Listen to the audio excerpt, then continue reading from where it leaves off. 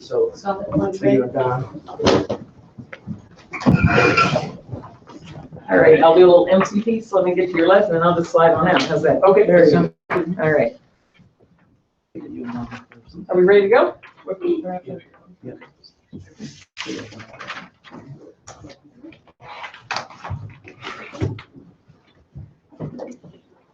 Oh, you're done. Okay. Hi, I'm Jeanette Mudd Oxford. Thank you for coming today to this press conference about the release of the Vehicle Stops Report on June the 1st. We've been able to analyze some of the data, and as a coalition of folks who care about excellence in policing and good relationships between police departments and citizens of their communities, we have some demands today of things that we would like to see grow out of this report from last week, which showed again high rates of disparities and people of color being stopped by police officers. Don will be giving us some data about some particular disproportions that need special scrutiny. The order of the people that will be speaking today are Nimrod Chappell Jr., President of the Missouri Conference of the NAACP, Don Love, co-chair of our Human Rights Task Force for Empower Missouri, Tracy Wilson Kleetkamp, President of Race Matters Friends in Columbia, Missouri, and Reverend Dr. Cassandra Gould, Executive Director of Missouri Faith Voices. And then I'll come back, make sure that you're clear on the demands and invitations that we are offering, and we'll see if you have any questions. So take it away, Mr. Chappell. Thank you all for being here. I'm Nimrod Chappell, President of the Missouri NAACP State Conference. As you know, we've once again been confronted with data which indicates that there are disparities in which the number of people who are stopped who are of color are higher again in percentage-wise than those who are stopped that are of majority. The sad truth is that we've been watching the development of this data for years now. This data, in many cases, shows that there have been upticks, increases in the number of people pulled over, searched, stopped, detained, while they're doing the normal functions of human life, going to work, taking care of their family, going to church, other things that people do in their communities. Unfortunately, we haven't seen any concrete plans or relief. In NAACP, many organizations and groups and communities throughout Missouri are working with their police departments to ensure that practices are better, to ensure that where numbers are high, officers are called and asked to talk about it, that personnel files are being involved, such as here in Jefferson City, to ensure that training is being issued. But it's time for more direct action. I think that the list of demands that we list today will go a long way in terms of fixing the disproportionate stops that we have. Now, unfortunately, these come at a time when we're combining lots of different issues that are all based around race, all around a person's skin color. If you think about Senate Bill 43 and the legitimization of discrimination and harassment, that is, allowing individuals to discriminate and harass against other people and retaliate. If you look at the disproportionate outcomes in education and healthcare that are longstanding, the failure to expand Medicare, and finally, how about the Voter ID Act, which is supposed to streamline and make it easier for people to vote, ensuring that each vote is protected, when in fact there wasn't a problem to start with, and you've disenfranchised thousands, if not hundreds of thousands of people, while at the same time failing to articulate a concrete plan from the Secretary of State as to how people are going to be allowed to vote. All the same issue? Well, certainly not. But do they go hand in hand? Absolutely. And the common denominator is that people of color are being marginalized yet again. Turns out that it doesn't matter where you go. If you go home, if you go to school, if you go to work, not only in the workplace, the public place, and any other place, you'll find that you're being stopped, that you're being harassed, discriminated. And even when you go to the poll, you're going to be given a provisional ballot.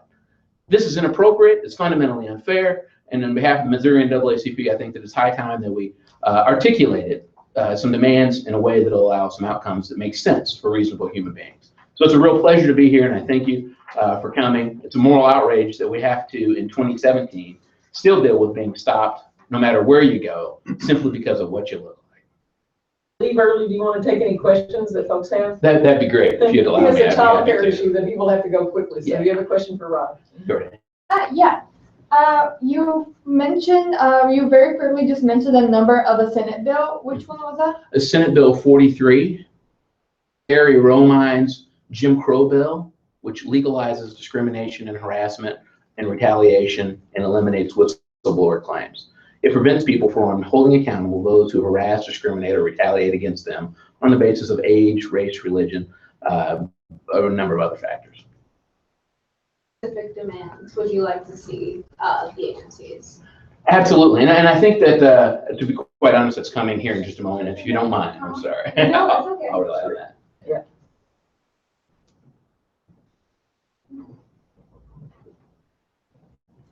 Is there one particular region that's more concerning than others, or is it just because it's statewide that's concerning overall? Oh, well, sure. I think that it's a statewide issue, certainly, because the idea is that we as Americans should have the ability to cross the state in any direction that we choose to. I know that at least the Attorney General has articulated that we ought to look at the populations in the town that you're in. That would be great if I'm a resident, say, of Kansas City. But if I'm a resident of Kansas City and I find myself in Jefferson City and I get pulled over 3 times, right? Don't I count? I mean, isn't that certainly a factor that ought to be engaged in?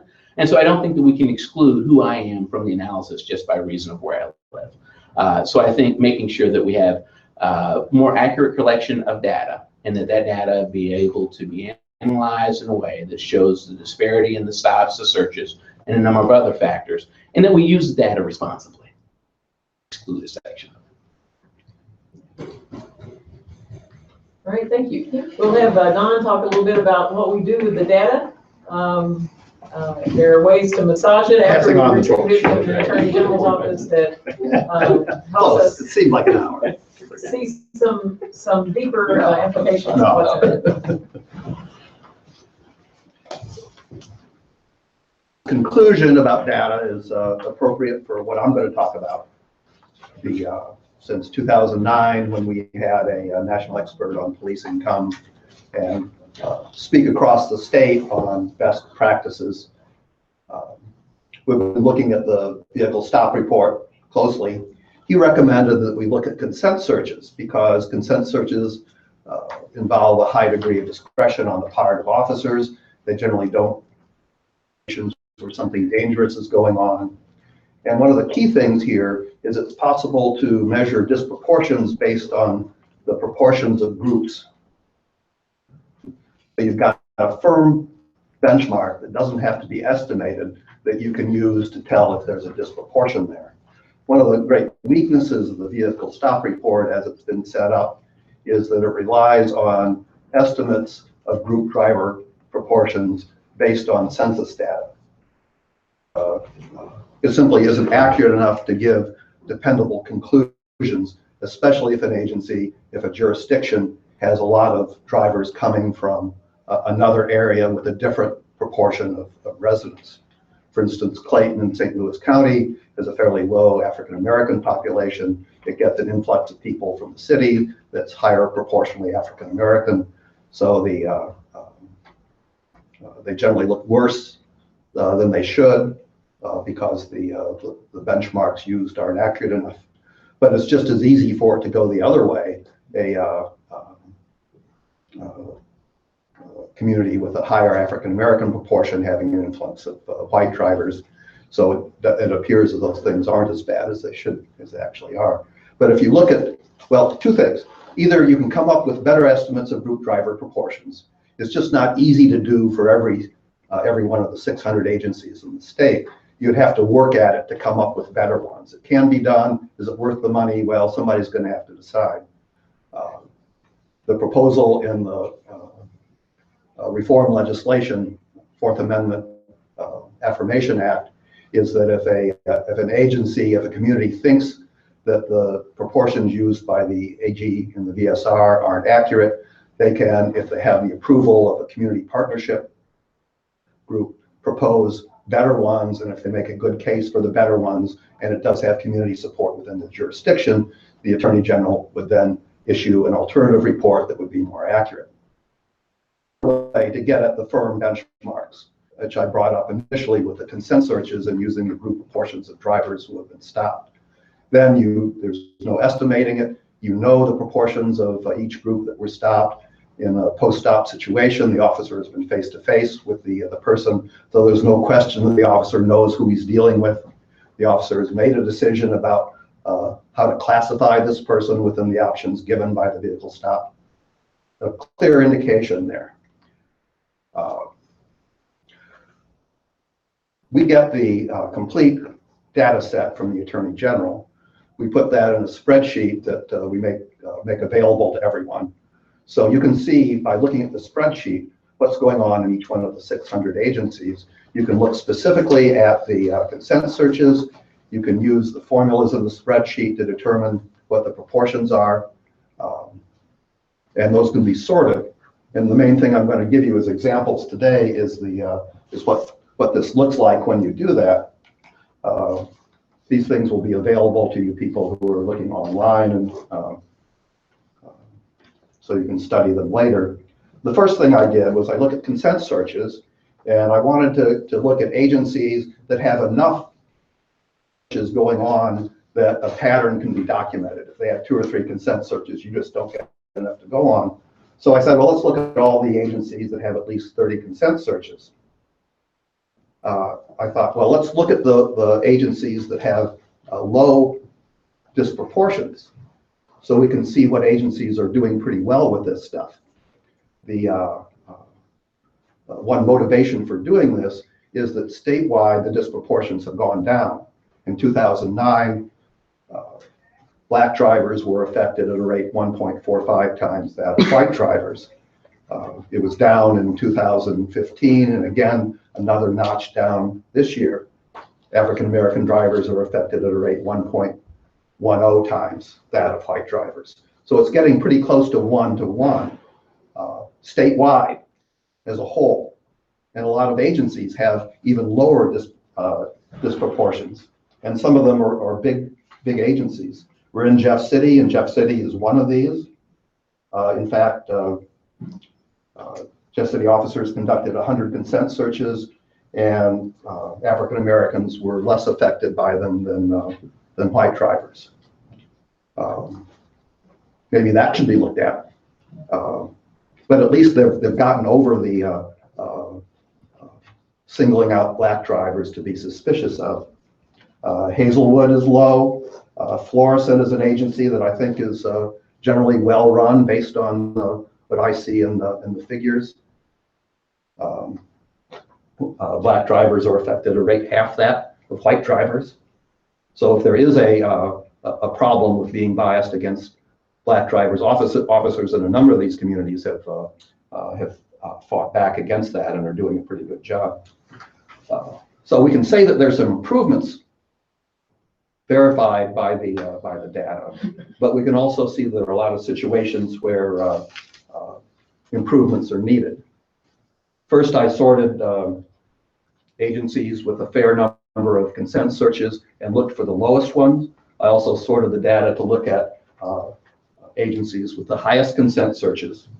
Webster Groves in St. Louis had 29 consent searches, enough for a pattern to be validated.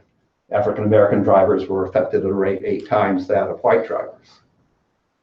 One thing to be careful in all this stuff is that a disproportion doesn't necessarily indicate a bias on the part of the officers. The bias could be the cause for it, but there could be other things that that disproportion. For instance, if the agency, and this is the process that we want to have implemented by reform of the law, that if there's a disproportion, the first thing an agency does is look and see if there are factors other than bias proportion. One of the major things that would be involved here is that the officers actually had clear facts about the individual that justify the suspicion or the action that they took. That, for instance, if Webster Groves looked at this, and in all 29 cases, the officers had something that clearly justified their suspicion about the person enough to ask for consent, convince the community that the officers had done the right thing. So if the officers are acting responsibly and these facts are there, it's definitely in the interests of Webster Groves, the city, the officers, and the public aren't acting on the basis of bias. These owe it to us to make this explanation. Now, if they can't make the explanation, we're giving them the opportunity to say, we're looking at our policies, our training, and our supervision, and we're going to make corrections in those things so that we're sure in the future this disproportion will go down. So either way, the agencies win, the officers win, the public wins. But if there's nothing wrong going on, the agency demonstrates that's so. If there is something going wrong, the agency fixes it and claims credit for it, and things get better for everybody. That would be the hope, yes. If anybody wants help in learning how to manipulate spreadsheets, I'd be glad to help you either after this meeting or get on the phone with me or whatever. In probably 10 minutes, I can show you what to do with these spreadsheets to get whatever information you're interested in. Any other questions? Yes, Carol. There's no, at least for the consent searches, I don't see Columbia here. Well, you remember, I'm just looking at the The numbers. numbers. So there would be Columbia would be somewhere in the middle between the two datas. Okay. on this, I believe Columbia comes out to be about 1.45. We can make sure you get that afterwards. Yeah. We will make the complete post-stop analysis spreadsheet that allows you to look at the results for every agency in the state available. And we also do a spreadsheet that does the same sort of analysis as the VSR does, using those estimates of group driver proportions based on census data. We don't like to use those because so often the estimates just are way off, but at least you can see what's there. And the master spreadsheet that I keep allows me to go in and change the numbers. So if, for instance, an agency had a good reason to say, well, we think our percentages ought to be this, and I was convinced they were being responsible and asking for that, I wouldn't mind just redoing it to show what it was. I think oftentimes, for instance, Ladue has a problem with having such a low white population and an influx of black drivers, that the chief says, well, if you just use the proportions for St. Louis County, that would be a lot better than what we're doing now. Claim for Ladue, it's probably true that St. Louis County would be close enough. And I'm especially, let me say something else here. I'm willing to do that for Ladue because that chief has shown an interest in improving what his officers do. He was concerned that they just weren't able to resist the temptation to exercise discretion in ways they shouldn't when they're doing things like consent searches. So he just said, don't do any consent searches, or be very careful how you do them. They are doing some, but his message to them is look for actual serious threats to public safety and deal with those things, and let some of those minor things where it's just a matter of discretion go. And I think that's a good, if you have a disproportion, it's really important to get it down. So you sacrifice some of the routines, things officers do in order to improve your relationship with the community. And I think Wooten did a good job in making that decision. I was just going to say that the data is at our website, www.empowermissouri.org. Yeah, but part of them are there, and then as Don finishes the master sheet, it'll maybe go by tomorrow or the next day. He's pretty fast about this stuff, so it won't take too long. We didn't get the data until June 1st. Yeah. So the Attorney General has 6 months to get his reports. You don't need to sleep tonight, right, Don? Oh, no, I'm old, I doze off. I get up early in the morning. He is going to tell us how one citizens group, Race Matters Friends in Columbia, Missouri, is Don, using go data. to the microphone.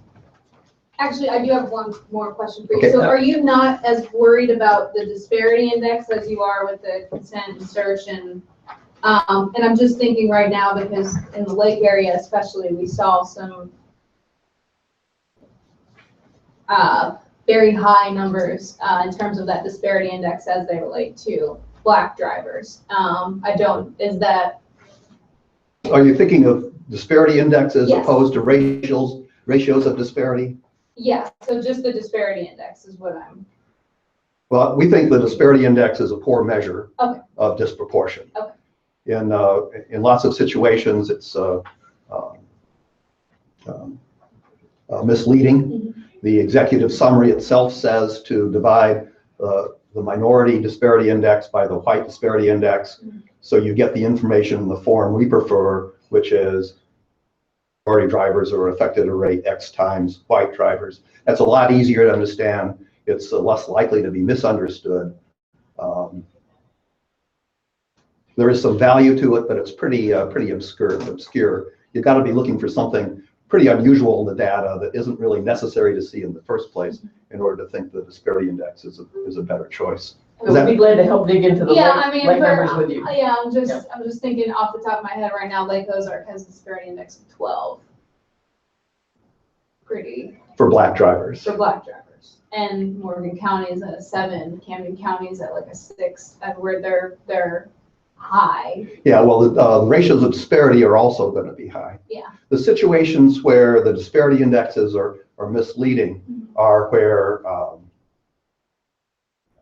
it's fairly low for, say, black drivers, but it's even lower for white drivers. And that happened in Ferguson in 2013, and before that, I looked at Ferguson and I said, well, this disparity index doesn't make me think there are any big problems going on in Ferguson. And then after Michael Brown's death, I looked at it again, and I realized that I hadn't looked at the disparity index for white drivers. The one for black drivers was 1.37. The one for the white drivers was something like 0.23.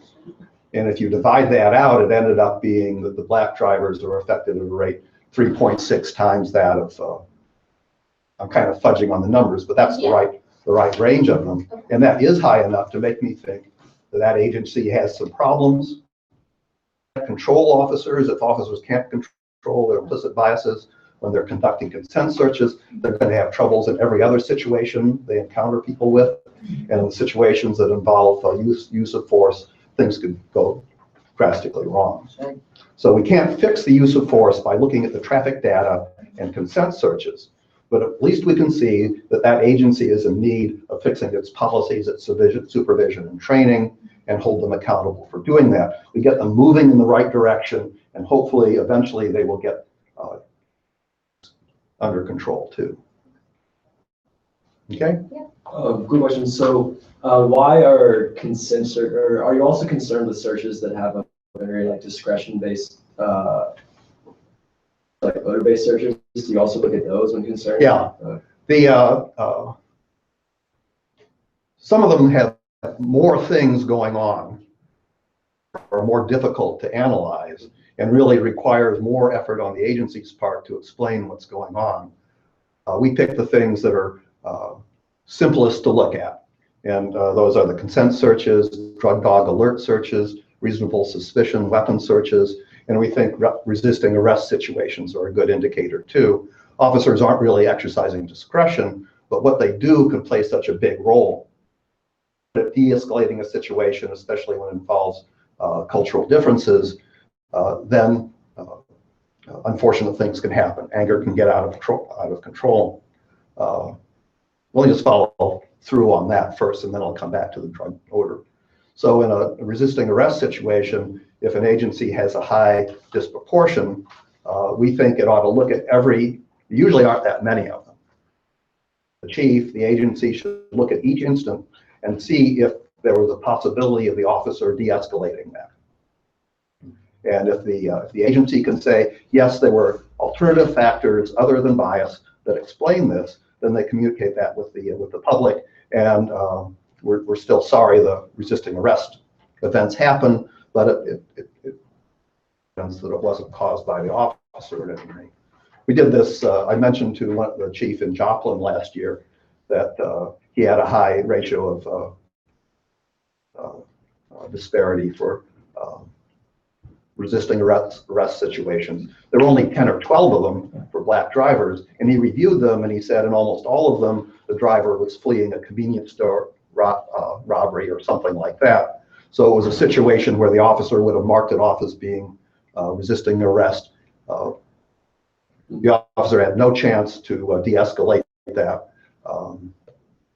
Yeah, it would seem, I mean, maybe people in Joplin could ask more pertinent questions of the chief, but that chief was willing to share what information he had and satisfy my questions. So I think generally he is doing a good job. So it's another example of an agency doing the right thing. Drug searches conducted on the probable cause, the officer says, of smelling drugs or alcohol. have the problem that the officer could easily the detection of the odor in the first place, that they could just be saying, oh, I smelled it, and then that gives them the probable cause. And if a community is already suspicious of its officers, it's likely to be more suspicious if it sees there's a high disproportion. So what would an agency do to justify this? One thing is that they could look at at what else happens after that event.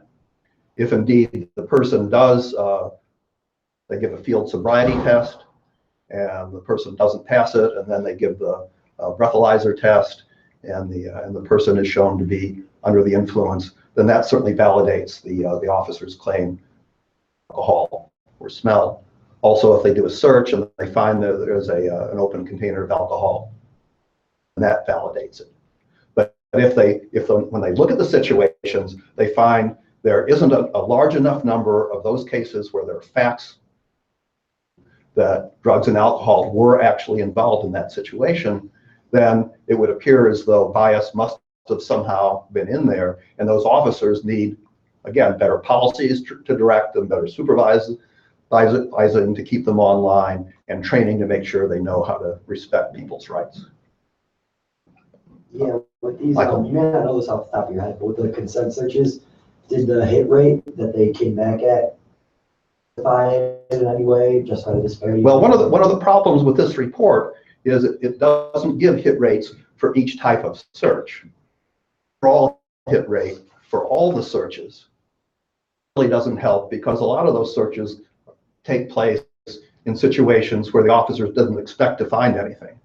If an officer does an outstanding warrant arrest, anytime they make an arrest, they have to do a search. If it's for an outstanding warrant, the officer has no reason to expect contraband to be there, but he or she has to do a search anyway. So you'd expect the hit rate to be quite low on that, and it would bring down the overall hit rate, so it really doesn't mean anything. A hit rate for consent searches and for reasonable suspicion searches and every other category of search, then would be able to tell whether the officers are keying their decision to search on something that's a valid indicator of criminal behavior. I've been suggesting this to Ken Burton, chief in Columbia, or so, and had been reluctant to do this, and I've been reluctant to push him on it, because at that point my skills really weren't that good. But this last year, Race Matters Friends, Chief Burton, to let them have some data, and I got it too, and we looked at it, and it was presented in a way, it was actually the spreadsheet that they used to generate the vehicle stop report numbers, but it was still in a form that allowed us to sort by all sorts of different ways. So we could do a search that showed hit rates for consent searches, and then we could look at for black males between the age of 18 and 30 or whatever. We could slice and dice all sorts of different ways and see what was going on. Overall, for consent searches, I think the it was. You remember any of this? Tracy may be going to talk about that. Why don't we hand over to Tracy? Were you going to talk about the data? No, I'm not gonna talk about the Yeah. data, but I will talk about that. But what Tracy's going to say will follow up on this, because it fits together. The overall is, I think, around 20%, under 20%, which I think is too low to justify the use of consent searches the officers were doing. It was about, the white rate was about the same as the overall rate, something like 20%, but the rate for all black drivers was 10%. At the time, in that year, 2015, no, it was 2016, I think, they were being asked to consent to these searches at a rate twice that of white drivers, but officers were finding contraband at half the rate for them as they were for white drivers. What was going on for the oldest block of drivers, those 40 and above, for black drivers, there were 50 of these consent searches, and they found contraband twice. And it seems to me that's just not enough to justify the use of consent searches in those situations. That they really need to, whatever they're basing their decision to consent on, it's not something that's being a good indicator of that person being involved in criminal behavior. The officers need to be trained to look specifically for facts that are good indicators about criminal behavior and act on those. Then they're not tempted to fall back on suspicions based on the stereotype of African Americans being violent and criminal. Can't control that bias, at least they can control themselves from acting on it in a situation where they're sitting there and nothing violent is going on. You need to do a gut check and think, no, I'm not going to be affected by my implicit bias this time. I'm going to make sure I've got facts to act on, and only act if I have those facts. I'll still be here for other questions later. We'll talk on let's forever. make sure we get. Let's make sure that we get our other two speakers in, and then we'll see if there are any remaining questions. Good afternoon, I'm Tracy Wilson-Camp. I'm the president of Race Matters Friends. And Race Matters Friends is a community group really designed to teach white folks how to speak truth to power. So we do have people of color, but I believe that racism is a white people problem, and I think that white people should be the ones to step up and help fix it. So with that said, since August of 2015, we have gone to every single city council meeting to talk about policing. And this group started in the aftermath of Ferguson, realizing that our police department needed to make some change. So one of the ways we thought we could be constantly in their eye view is to go to city council meetings as public speakers. So we've been doing that. We also were kind of piggybacking off of the Mayor's Task Force on Community Violence, which issued a report in November of 2014. It was a community consensus that they wanted to have community-oriented policing. But as usual, the report was done and it went on the shelf to wither away. So we keep pointing back to that report because it drives our work. So one of the things that happened in this time last year was when the data came out for vehicle stops, the chief denied profiling. So a little bit about us as a group is we have to do a lot of homework. So we've been reading about implicit bias. We attended a public discussion of the curriculum that they use. They have a contractor through the Department of Justice for their community-oriented policing office. Her name is Lori Friedel. She's sort of the expert or the guru on vehicle stops.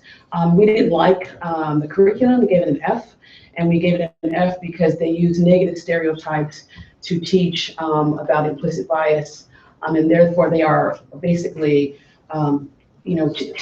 teaching stereotypes, which was not helping cops really understand why those are problematic. So we have looked at new writers like Jack Glazer. He's got a new book out called and what he says is that you cannot train people to not act on their implicit bias. What you can do is limit their discretion, right? So Don talked a lot about discretion. One of the examples he used is when someone looks suspicious, what is the definition of looking suspicious? They really need to hone in on what that definition is. If you're just leaving it to the officers to make up their own discretion, this is where things kind of get wild. And it's not just a problem here, it's a nationwide problem. So we kind of got fed up with our chief. The new data came out and then they said, oh, wow, we can't talk about it till next week. And we think that's no good because it's their data. They gave it to the Attorney General's office. They know about their own data and they should have came to the table ready to talk. This is a kind of a pattern with Chief Burton, that he doesn't want to talk or he's in denial. He either denies the narratives of people of color or he denies the data or he doesn't believe his own data. And it's really incumbent upon the agency to know what to do with their own data. I mean, hire an IT person, I don't care what you have to do.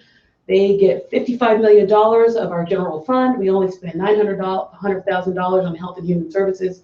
There's no parity. And no wonder we have all these disparities, but they're getting a lion's share of our general fund budget, and I think he should get on the stick. And he hasn't, so today we asked for his resignation. And we're not going to stop asking for it because the chief keeps making excuses about why he can't do his job and be attentive to this data. part of what our group is also doing is we want to elevate the way we have these conversations. So when we go to the council, we go and we're basically giving them a homework assignment every week. Now, I can tell you, I'm not sure they do their homework, but we're hoping today they're asking themselves, how is it that we can have this new data out? And it's higher than it was last year. And the chief still doesn't have anything to say about it. So I'm fond of saying that we're way past the Fred Flintstone age, and we want to have a 21st century chief, and he's operating in the 19th century. And we're done. We're done begging and asking and meeting with them and having denials. And we're ready for the city to turn a new leaf. I'll take questions. Did the 4 meetings that were scheduled, I know it was in the latter part of last year, on those, and do you think it might have been too little, too late, or what? I think the city manager and Chief Burton are notorious piecemealers. I think they love window dressing to give the appearance that they're actually doing something. So they did have these meetings, and they were supposed to get back to us to summarize what they took from those meetings, and we've never seen a summary. So that's my response to the meetings is zero nada. Yes. Actually ever happened? What meetings? They did have some community, they had some meetings where the chief and the city manager went and met with people in the community. They came to meet with Race Matters Friends, but we didn't get any feedback about this is how we're going to change our practice. These are the directions we're going to give to the chief of police so that we can change this around. We haven't heard anything like that.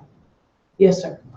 When he does come, he said he needed a time to analyze the data. or Yeah, he should whatever. have it already. That's unacceptable. Yes, go ahead. When he does come out and speak on the data, is there anything you're hoping to hear? Or what would, not necessarily make it right, obviously, but what's something you hear that might lean towards progress? So if the chief were really smart, he would apologize for his denials, and he would keep working with us, because we have people on our team who've used vacation time to go meet with them to look at their data.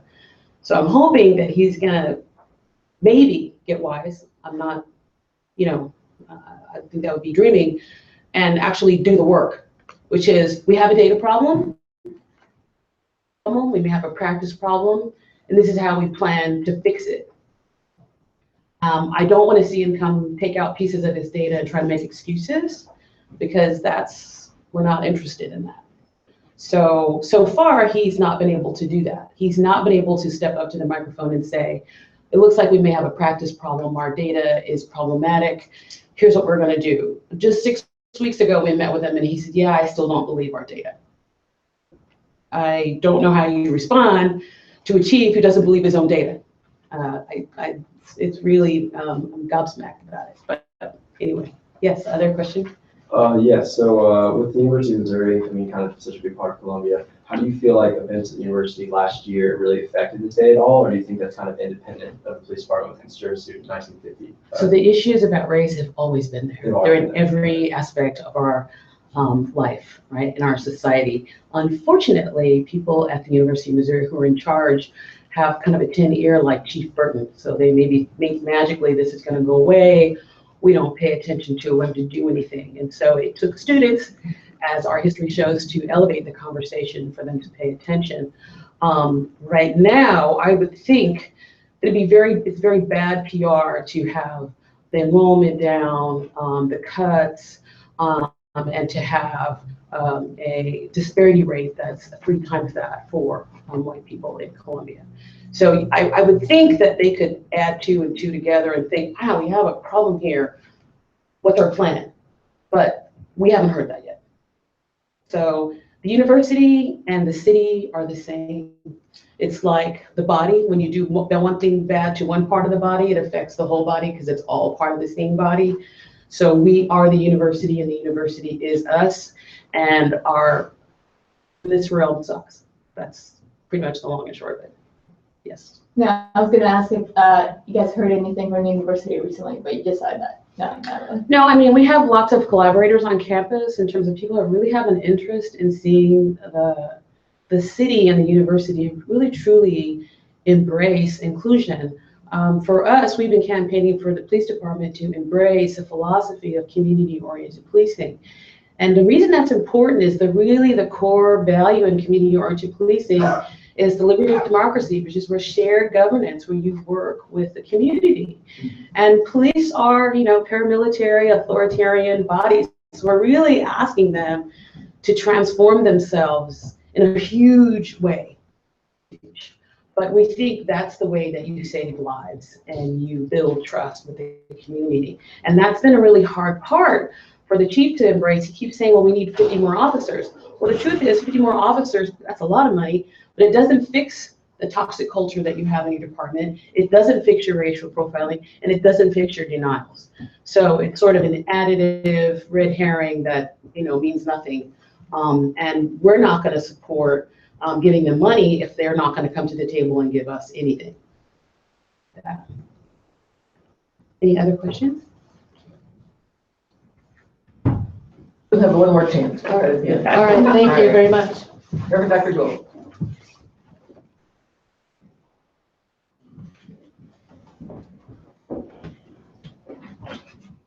Let's mix these things up.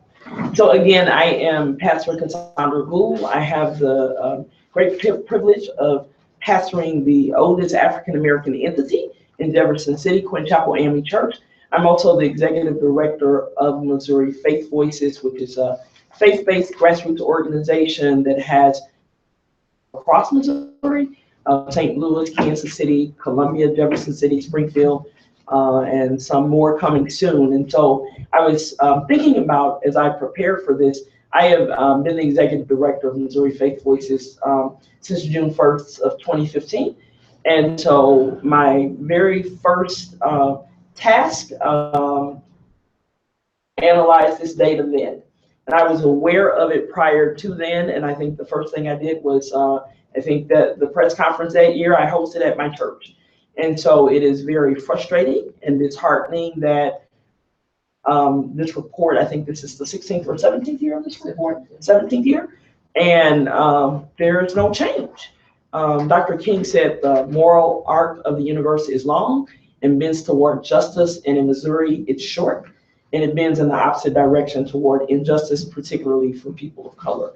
Rod Chappell named some of the indicators of race relations in Missouri, including Senate Bill 43, including the photo ID bill that became law June 1st. It's really a terrible time to be a person of color in the state of Missouri. The university, I've lived most of my life, a lot of my life, until I moved here in St. Louis and was very active in Ferguson. Ferguson uncovered a lot of these issues with policing in St. Louis with the 91 municipalities there. Many of them don't fare well in these kinds of things. Across the state, one of the issues, has been, we just need more policing. And so that's really not what we need, because then it would just make it worse, particularly for people of color. As a faith leader, I think we're in a moral crisis. And the crisis is not from people on the ground, but from our leadership. In Governor Greitens' inauguration address, he quoted Dred Scott, who was the slave who was deemed to be not human enough to be able to get justice. And sadly, here we are about 117 years later, and people who look like me are still, 167 years later, people who look like me are still being deemed not human enough. And so as a faith leader and as one who represents thousands, tens of thousands of people of faith across this state, that is unacceptable. As a Christian pastor, understanding that everybody is our neighbor, despite their race, despite their economic situation, this state is in a state of moral crisis. We are, and I think Jeanette will talk about what our collective demands are, but we're asking that the AG do more than produce numbers on paper, that actually, as the top cop in the state, that they actually start to hold accountable some of these police departments. We've been working in collaboration with a lot of groups across the state, supporting the work of Race Matters Friends, working in St. Louis with those who are calling for community policing. And so people of faith are like really sick and tired of having some Missourians not be included. Governor Greitens said we are all Missouri, and it is clear from this data that we are all not welcome in Missouri, despite the fact that we all live, work, play here, and pay taxes here. And so we are really outraged, and we're really tired of getting this data and having it be worse as opposed to having it be better. And so I am imagining the day that we really all are Missouri, and that my Black son, who's now an adult, does not have to look over his shoulder, and a professional person does not have to look over his shoulder every time he gets in his car to drive. I'll take any questions that you all may have. Thank you. I actually have one. Just let me adjust the camera real quick. Okay. That's how I was just waiting for someone to see if someone had a question. Okay. So you mentioned that you were very involved when the incident in Ferguson happened. So do you believe that the tension or the atmosphere within this entire issue of not treating people equally and having this separation between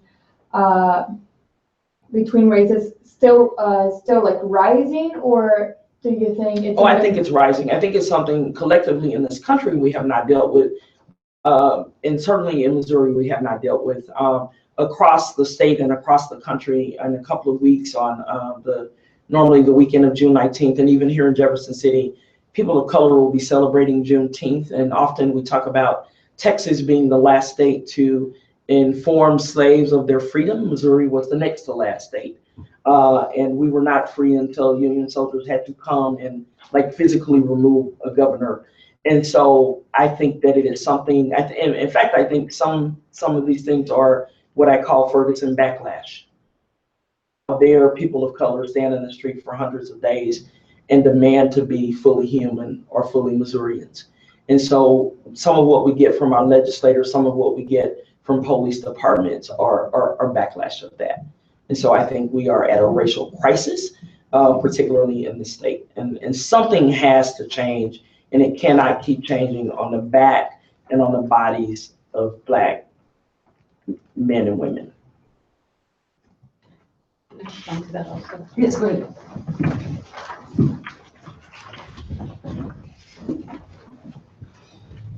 I want to say that I'm 52, so we're just a little over 50 years past the mark where Black people were included in society. I'm the first generation, I would say.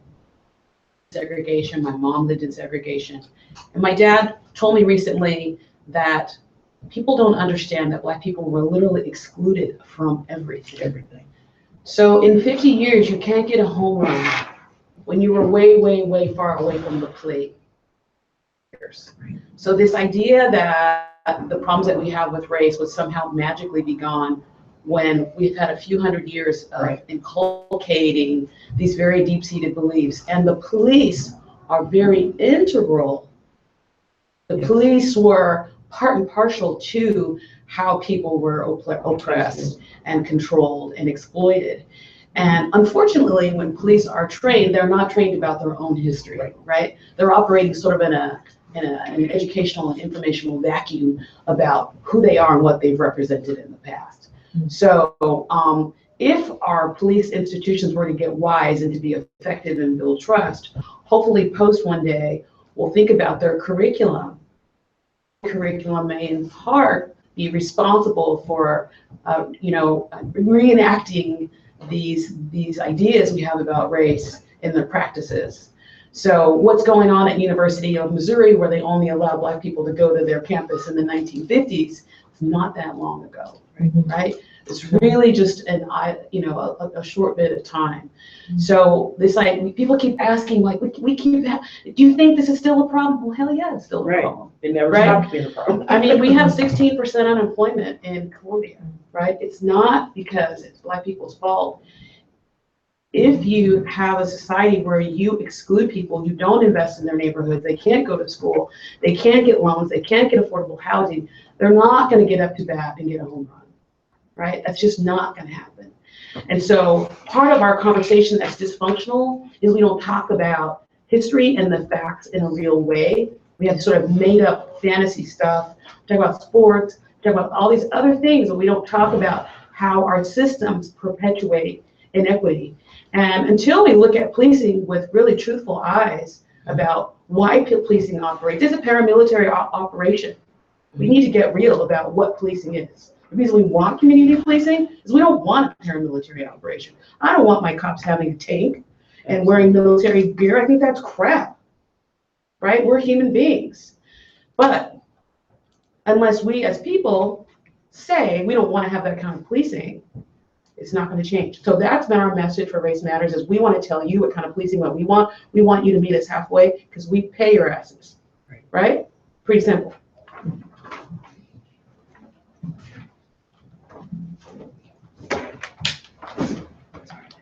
Empower Missouri agrees that we need to be telling the truth about history. I'm 10 years older than Tracy. I'm 62.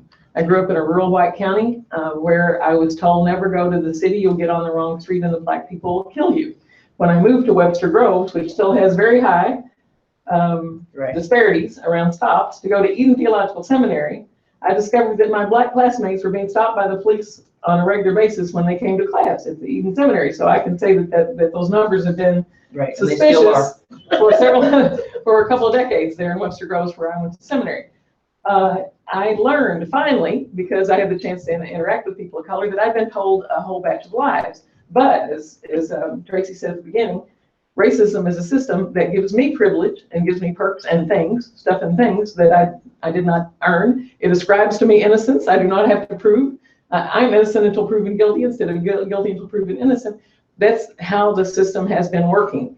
And the system works to benefit people with my skin tone. It is incumbent on people like me to address this system, and that's one reason that we put significant resources from our organization into studying this data and to saying any community group in this state that wants to be in dialogue with their police officers, we'll teach you how to crunch these numbers so that you can have a good talk about it.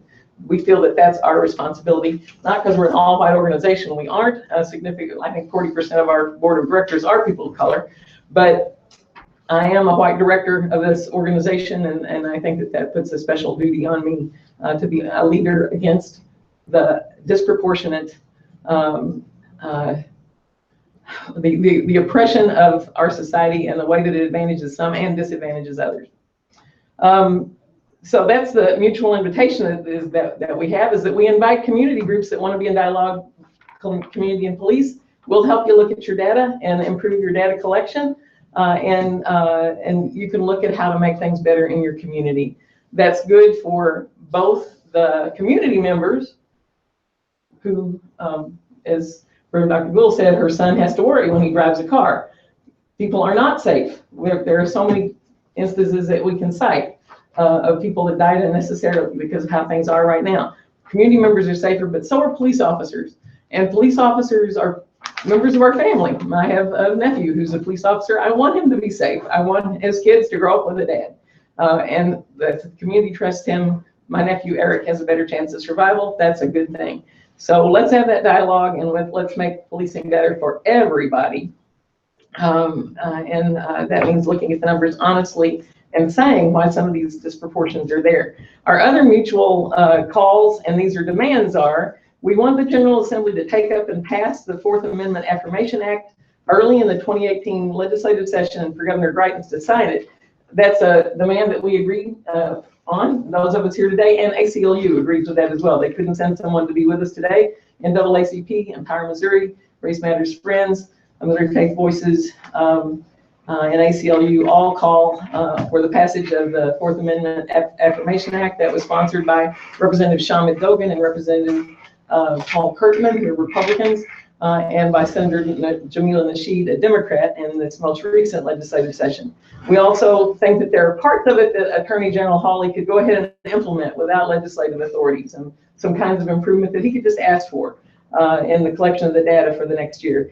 And then we believe that the post-training, the Peace Officer Standards and Training Commission, should improve their data analysis skills and make sure that the 600 plus law enforcement agencies in this state job of collecting data and analyzing data and teaching, supervising, adopting policies, and holding accountable their own personnel based on what you find out from that data. So we think that those are things that can be done, and together we're going to keep pressing for those things. We welcome any questions that you might have.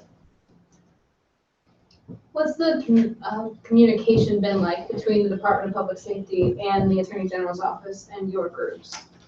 Don has done some of that. The Attorney General Hawley's office, the staff person that we've been dealing with, who seems to be in close communication with the leaders over there, has been very responsive.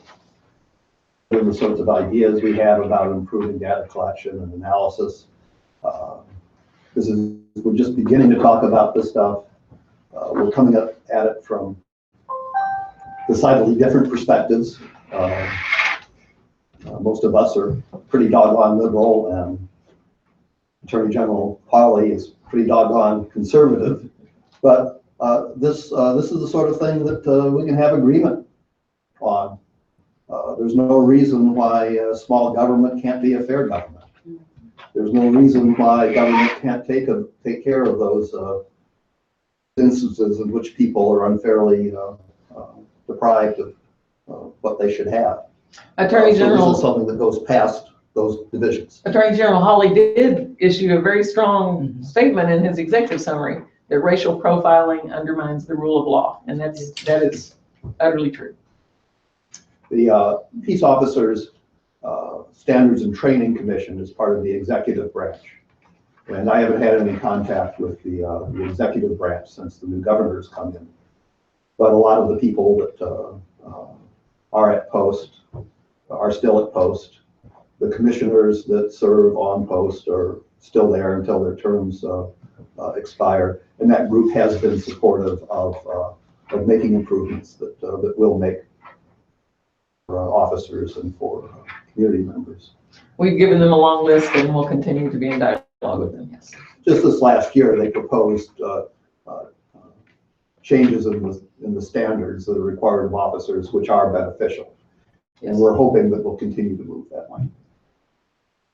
So we have hope that this is something that everybody can agree on. We have to have the conversation that gets people to agree that, oh, these radicals aren't asking for something that's so difficult. We're not. We're just asking for common sense sort of things that don't even cost that much. And we'll save a lot of money if we actually do these things. Nationally, we're finding that sentencing, law enforcement matters, policing matters, the left and the right are more apt to get together and have some talk because both sides have something that they really care about. One side is a budgetary matter. We want to reduce the cost of government. And the other side is we want more fairness and justice, and those things actually tend to work in a mutually beneficial way at times. So we've been able to make some progress on things like ban-the-box hiring in our state, on getting rid of the ban on food stamps for people who had drug felonies simply because the sentence and that sentence is over now.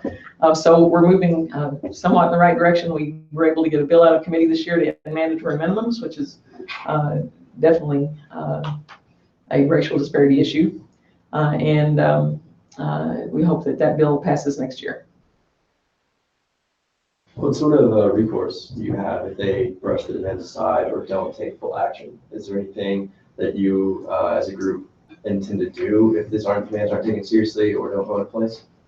Well, we certainly will continue to grow the number of people that are speaking out, which can certainly change how elections turn out. But one of the things that is reassuring to me is, and is terrifying to me, is that the truth is where there is no justice, there will be no peace. Absolutely. So if these demands are not met, our communities will continue to be in the uproar that they are right now. And hopefully we will open our eyes and say, we're not willing to live this way anymore, and we're going to address the root cause. Do you have some examples of the things that you want the Attorney General to implement without legislative authority with the FAA? Well, one thing that he did call for, right, was the tracking of the residence of the person that was stopped. We've been asking for that for some time. We would like the hits. We think that they could collect the hit rate. Yeah, I think the hit rates for broken down by types of searches useful. One of the big things that's missing is that officers check off investigative stops. But there's such a wide variety in the reasons of they could have for classifying something as investigative. It's the discretionary issue that Tracy was talking about. There's a big difference between an officer making a stop because they've had a call for service. Somebody in the community has said, oh, this person is, or this driver is suspicious. Well, the officer goes and looks into it. It's not the officer's suspicion that is driving that, it's the call for service. So let's identify that as a stop that's made based on the community standards of the people, just what they choose to call in. On the other hand, if there's an ongoing investigation in which the detectives are developing a case against people who are doing serious criminal things, and an officer has been alerted to look out for a certain car or a certain individual, makes a stop based on the facts that the detectives have accumulated, then that's not officer bias. Documented as something that at least is within the professional duties of the agency. Now, there may be some other problems there that are harder to get at. Are the detectives only looking at certain sorts of crime? Are they going after street crime and ignoring other things that are out there? So I mean, these things aren't simple, but at least we can get closer to what the truth is by more detailed analysis. We want to be able to know if an officer does something just out on his own. I was suspicious, so I made a stop I wouldn't have made otherwise. Well, if they don't have a good reason for the stop, then they should mark that off. We think they should have the prerogative of making a stop for somebody going 32 and a 30. We need to have them well enough trained that we trust them to do that sort of thing, but because they have disproportions when they act on their discretion in situations like that, we want it documented. So if there ends up being a continued disproportion, we can take it to them and say, well, why are you only suspicious of black people? And if we can have that, the data gives us the opportunity to have that conversation. And I think if we have that conversation, we'll find out that the officers aren't out to get black people. They're just doing the things they've been trained to do. And then once they realize how pernicious that is, they'll ask for better training, and we'll do our best to provide it. Yeah. Well, we'll be glad to get into any of these issues with you a little more deeply. In closing, I'd like to say that this goes beyond just policing, as certainly Mr. Chappell and Reverend Dr. Gould have said. Our whole society has a problem. It's not just policing, it's also what happens after policing. And a system that disadvantages some and advantages others. A few years ago, I got a ticket for turning left on a yellow light. I deserved it. I did turn left on a yellow light. I mean, I did turn left on a yellow light. There was freezing rain. The car behind me would have hit me if I'd tried to hit my brakes, and I thought I made a safe driving decision. I went to court to defend myself. I was one of 6 white faces in a room of about 200 black people. The judge said to me, you look like someone I'll not see in here again. How about if you drive for a month without getting a ticket, and we'll just take this off your record for court costs, which was $27. Why did he pick me? Why did he pick me to give that deal to? That went beyond policing. That's something that happened in court systems. We need to look at the whole thing. Yeah. We need to look at the whole thing. I think Organization for Black Struggle has that T-shirt that says the whole system is guilty as hell. And we need to look at the whole thing. Thank you all.